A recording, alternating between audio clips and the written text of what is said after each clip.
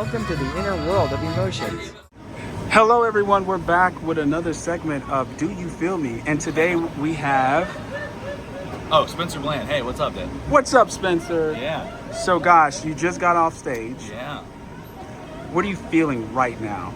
I've been doing this for. Well, we want to know what you're feeling. Oh, I know. I was saying, I always get nervous when I get off stage. It takes a while for my heart to slow down. But you're not on stage anymore, so that feeling remains? Yeah, it stays for at least probably if I have a good set, it takes me a while to even go to sleep. I get so jacked up from doing it. Yeah. Why?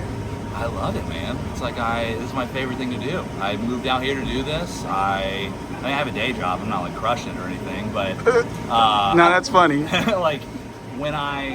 when I'm doing what I want to do, I get really excited inside, and all my stuff speeds up. So it's like an excitement. It's like Yeah. like a nervous excitement. It's nerves at first. I always get nervous, regardless of the show. It doesn't matter if there's 4 people there or 400. I always get nervous, and then it really depends on how the first show goes. And then afterwards, it's either excitement or it's excuse me. It's always excitement, even if it's bad, because I've been doing it long enough to know now where it's you're just gonna have bad shows. That's so funny. Yeah, man. So you were saying right before we got on, you and I were having a brief moment of talking between one another, and you said you were taking us back to this moment when you were at the beach. Yeah, as a kid. That feeling of nervousness, a kind of an exciting nervousness. Take us to that moment in the beach when you found that moment within yourself. I always feel like I wasn't nervous as a kid because I didn't have the weight of expectations from society on me. We would always go to this restaurant at the beach, and my parents were divorced. I was with my dad, and I was old enough to go to the bathroom by myself. I was 6 or 7, and I had been in there for a while. I was in there. It was I'm 36. This is back when people would kind of hang out in the bathrooms, smoke a cigarette. There was an attendant, there was a couch in there for some reason, which when you think about it, it's kind of gross. And I was standing on the couch telling, honestly, probably just repeating the dad jokes that my dad had told me as a kid. But the old dudes in there were loving it. They were hemming and hawing. They were eating it up, dude.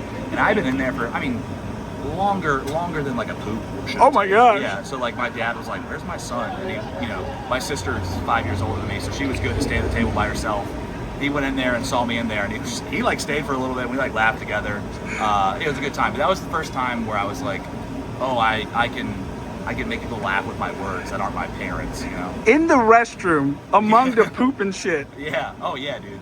That's amazing. I remember the walls had this really cool dark green leafy wallpaper. Huh. It's kind of like the one you're behind.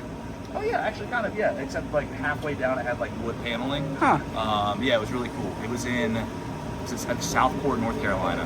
So it's a little intertwined because you're in the restroom. So I imagine if you were nervous, either it was a form of constipation or the shit just came right out.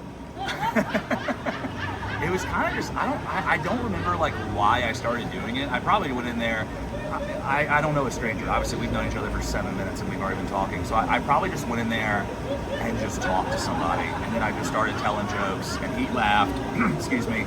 And then I just started rolling with it. So you've been talking your shit for 30 years. Yeah, dude, honestly, for a while. Yeah, I didn't start doing comedy. I started in college, and then I was in New York for a little bit, but I didn't start taking it seriously until I was 28. So I've always been, making people laugh is the best feeling in the world. So do you think when you began to take it seriously, that's when this kind of nervousness started to show up? Sure, yeah, because stakes were involved. Yeah. Let me try to phrase this. So when you start to take it seriously, and this is how I see it, it's different for everyone, obviously. You add stakes to it because you want to do this not only to achieve your dream, but to survive. You want it to be your job, and you have to make money, unfortunately, to buy food and pay rent and all that stuff. But there were so many times where I would have showcase opportunities or a manager or someone would be in the crowd, and I'd fumble it because I knew in my head I was everything's riding on this, and I couldn't like step up to it. Even when I moved out here, like the first month I was out here, I got this cool showcase opportunity for like some industry folks, and I bombed it, dude. I beefed it so hard that it's still, I'm over it now, but it still haunts me when I think about where it was. I'm like, man, I would love to go back there and do better one day, you know? So all the kids that are watching right now, Yeah. and some of those who are aspiring comics, how could you guide us back to that place in the restroom where you can just kick those nerves off? Yeah, I think it boils down to, this is so simple, but just having fun. And I know that's a really simplified way to say it, but Sure, it's it could be trite. at its essence, when I have my bet, I was just talking to my buddy Chris about this last night because he had a really fun set.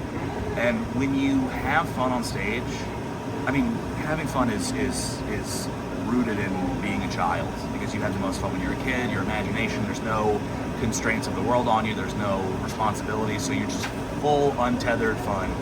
And that's the best on stage when you can just have a set where you're like, you know what, at the end of the day, it doesn't matter. And a lot that's worked for me is just being thankful.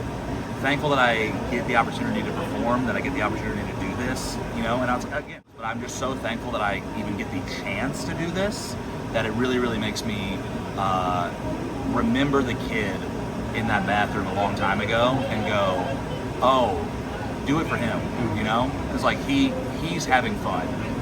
Yes, at the end of the day, you've got to get good and you've got to get representation or get a social media following. But that's all or the whatever. fun, isn't it? Exactly. It's putting business into it, but at the end of the day, just have fun, man. And it's like people follow passions, people follow people who love what they're doing, and if you're having fun, people will see that and they'll want to jump on board. So how do those who are watching keep up with you, get to know who you are? Where can they follow you? Is there a website? Is there some way? It's Instagram's probably the best place, at Spencer Spicy. My last name's Bland, so in high school a friend said, you're not bland, you're spicy, so that's my nickname for a bit. So at Spencer Spicy. I've got a website. I grew up very religious, I'm not anymore, but it's called godsfavoritecomedian.com. Okay, we love that. Yeah, and then, mostly just Instagram, Spencer Spicy. Yeah. Thanks, Spencer. Hey, thanks it was so much. such an honor to have an interview with you Super today. fun, dude. Thanks. Awesome.